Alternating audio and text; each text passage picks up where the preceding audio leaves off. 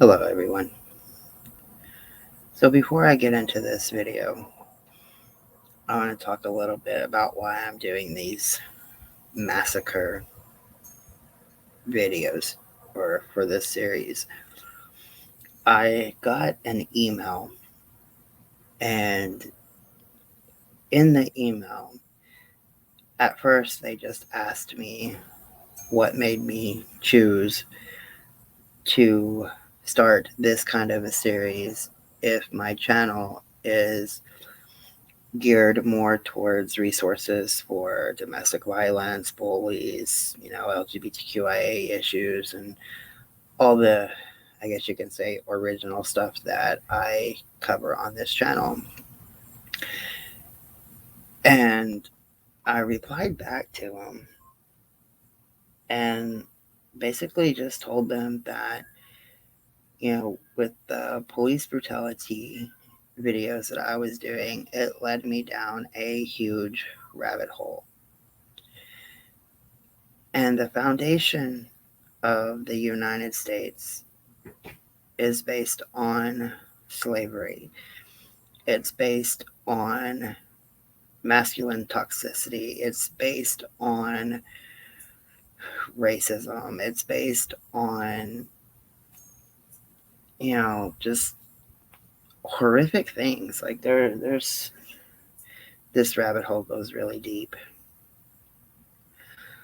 But I decided to do the stuff on the massacres and different clans because every victim deserves to have a voice. The next question in the email is, why did I decide to go back to the 1800s? I decided to go farther back than, a lot of the different things that I cover because I have talked to quite a few people that have told me that slavery is like a generational curse.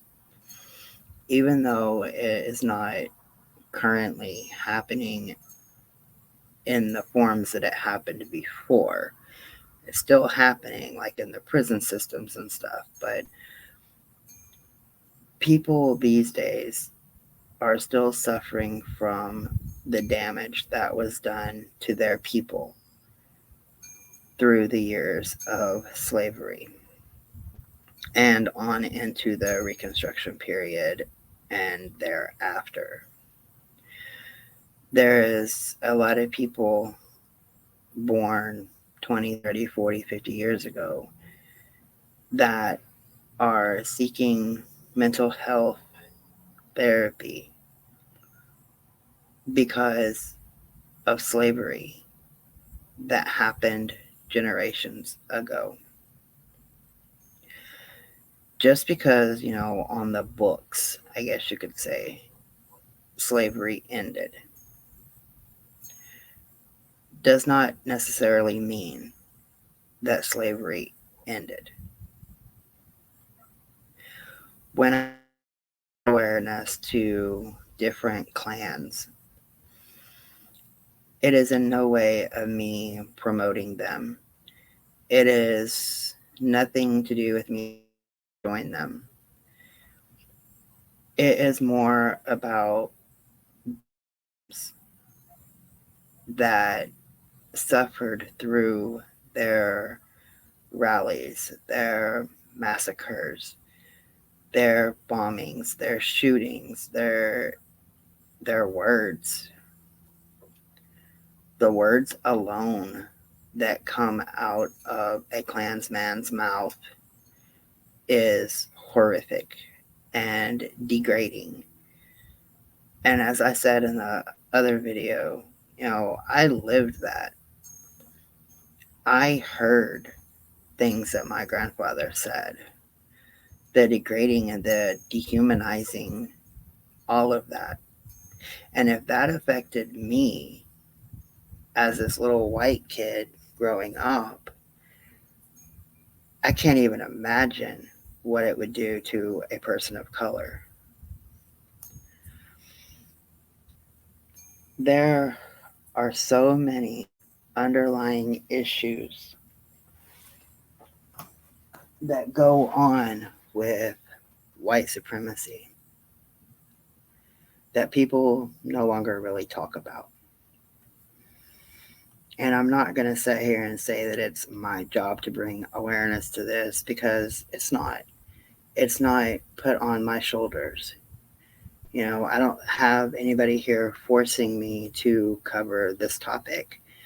And I know that this is a topic that a lot of people don't want to hear. And as much as I'm trying to build up this channel so that I can get it monetized, so that I can turn over what I make off of, the views, even if it's not with cash apps or, doing lives and getting super stickers and stuff like that, even if it's nothing like that, just the video ads, whatever I can make off of those, I want to turn back over to the homeless community or to help somebody get out of a domestic situation.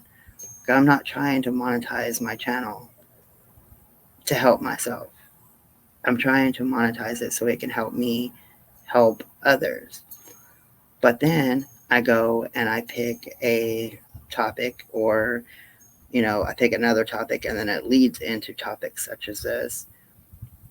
Over the past 2 weeks, I've lost 9 people. And I get it, because these topics are not for everybody. Sometimes a topic is really hard to hear and people leave because it has affected them or someone that they know and love, or they're on the other side of it and they don't want me speaking against something that they believe in. I have gotten a few fuck you emails too over this topic. And some of the wording in those emails were literally like hearing my grandfather's voice again. So I know which side that they were on. And I'm honestly glad that they chose to unsub and move on. But it's not going to stop me from talking about topics that are hard to, one, talk about, two, understand, and three, deal with in everyday life. In these upcoming videos, I am not only trying to find the information about the clan that, caused the massacre, I'm also trying to find victim names, different stuff like that, that brings awareness to the people that did not survive. Some of them have their names on monuments and plaques and different things up in like a town hall or whatever. But that's not enough. It's simply not enough.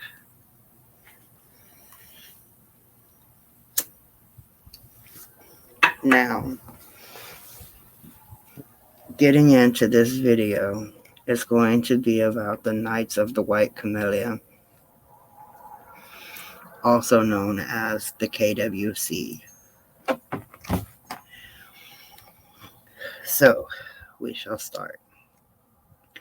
The white supremacist group known as the Knights of the White Camellia emerged during Reconstruction and were referred to as Louisiana's version of the Ku Klux Klan.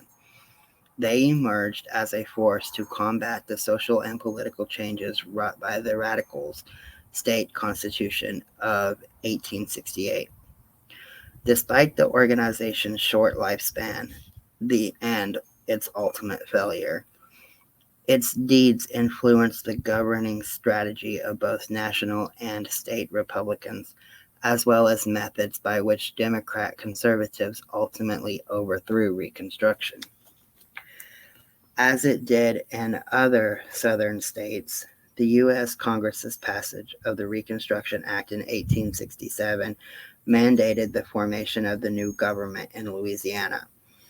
The more deeply demoralized and political will of those Democrats, conservatives whom the legislation had ejected from power, while simultaneously energized state Republicans who quickly moved to establish a new government.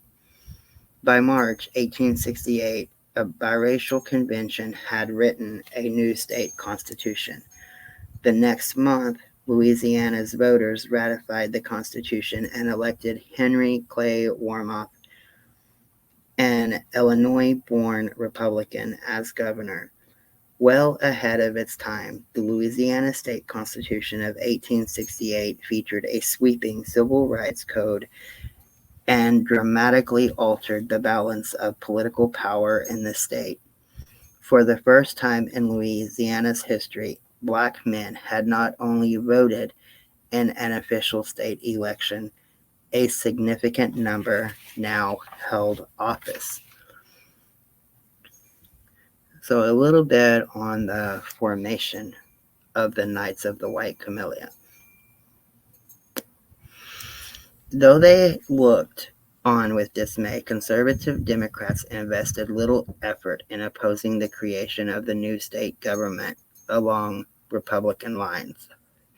Many Democrats simply considered the process illegitimate, and they believed that the entire radical Reconstruction program could be crushed by a successful campaign to elect a Democrat presidential ticket in the coming November. Thus, the Knights of the White Camellia emerged during the spring of 1868, primarily to campaign in Louisiana for the Democratic presidential ticket of Horatio Seymour and Frank Blair. Most sources agree that the Knights of the White Camellia first appeared in St. Martin Parish under the leadership of Alcibiades de Blanc. Yeah, I got no idea how to say some of these names. A lawyer and former Confederate general. The degree to which the organization achieved any sort of uniformity may never be known, but it did have bylaws. Word of its existence likely spread through the existing network of political clubs that were common in rural 19th century America. It is certain, however, that by the summer of 1868, the movement had spread across much of Louisiana.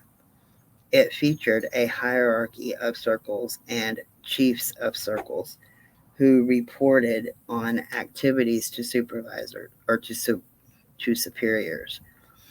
Yet, if the deed of the Knights of the White Camellia are any indication, the group's leaders had relatively little control over its rank and file members. While the Knights of the White Camellia do not seem to have been active in New Orleans, political organizations such as the Crescent City Democratic Club seem to have filled an identical role in the upcoming election.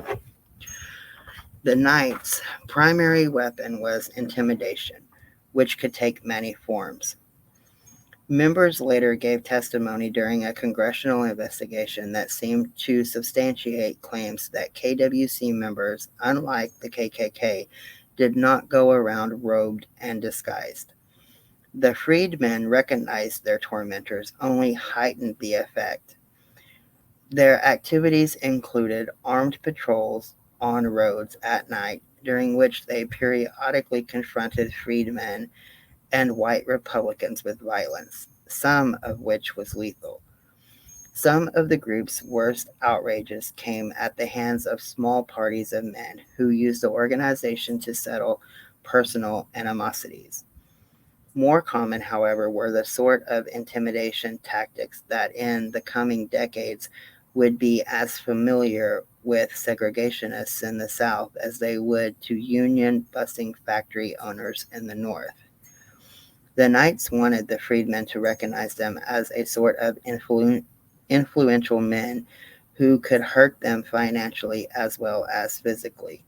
One member who distributed certificates to black men seen voting the Democratic ticket indicated that the Knights wanted to make sure that they were friendly to those who had befriended us. Thus, as early as 1868, conservative white Southerners recognized that their political future hinged upon their ability to either suppress or control the black vote. Influences on politics of Reconstruction. The intimidation tactics of the KWC and similarly predisposed clubs in New Orleans provided effective in the election of 1868. Although Republicans had turned out in large numbers the previous April to elect its governor, they stayed home in November. As a result, the Democrats carried Louisiana for Seymour and Blair by a wide margin. Yet the overthrow, Reconstruction nationally had failed. The only other former Confederate state to give its electoral votes to the Democratic Party was Georgia, where a similar terror campaign by the Klan had kept Republicans from the polls. In the North, a majority voted for Ulysses S. Grant, though his landslide in the Electoral College obscures the closeness of the 53-47% margin in the popular vote. The overarching strategy of the KWC had fallen short, but not by much. The Republican Party, both nationally and in Louisiana, heeded the lessons of the turbulent 1868 election. Nationally, the Enforcement Act made the sort of Klan-style violence and intimidation tactics perpetrated by the KWC a federal crime, known popularly as the Ku Klux Klan Act. It proved to be somewhat effective until gutted legally by United States versus Cruikshank in 1876, a U.S. Supreme Court case stemming from a violent episode in Grant Parish known as the Colfax Massacre. I do have a video upcoming on that one as well.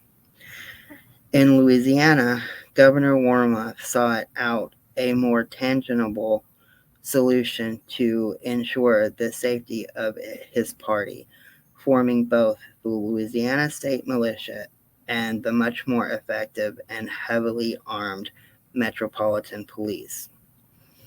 The Democratic White League that emerged in the spring of 1874 also owed much of its success to lessons learned in 1868, since many of the same men who belonged to the KWC helped form the White League.